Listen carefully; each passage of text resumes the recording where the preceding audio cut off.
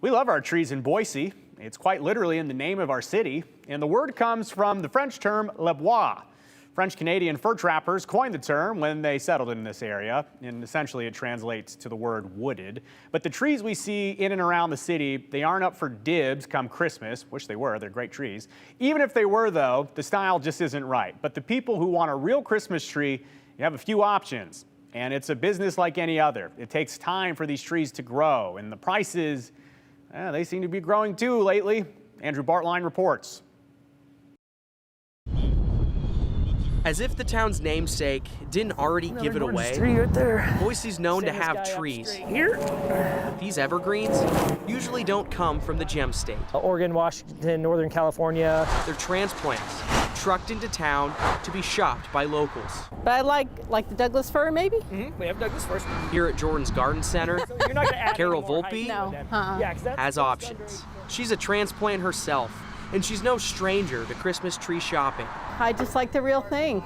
As long as I can do it, I'm going to do it. And as long as she's been doing it, these trees have been growing. usually ready to sell within 7 to 12 years, depending on the variety. And the variety of those price tags, they're growing too. Well, I would say the prices have more than doubled over the past decade. Realistically, just because the supply has gone down, the demand has gone up.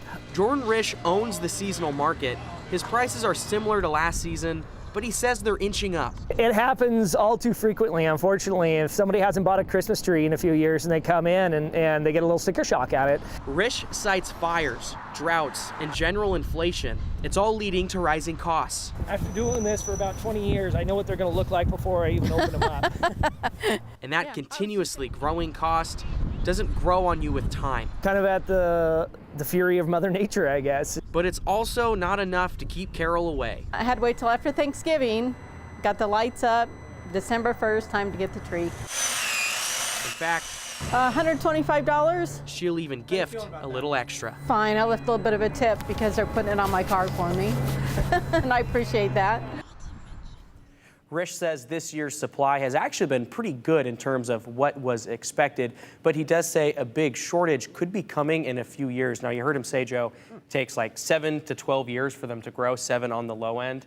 Well, in 2020, he said it was very popular. He attributes that to COVID, a lot of people staying home, staying inside. Of course. The amount of Christmas trees he sold and his competitors in town, and I believe this is a nationwide trend too, was just astronomical. It was very high. So if the supply can replenish and backfill that, 2027, if my math is right, could be pretty interesting. But for right now, he says just inching, and he said it's doubled in 10 years. And I'm pulling from the back of my head here. I vaguely remember a story this past summer or a few summers ago of Christmas trees burning in wildfires. So that doesn't help the supply either. That's a big part of it too. He said we're at the whims of Mother Nature, I believe. Wildfires, droughts, that plays a factor too. So kind of gambling on it a little bit. All right, well, Andrew, thanks for getting out there on the tree beat, the Le Bois beat here in Boise. We're going to step aside, but we will be right back after this break.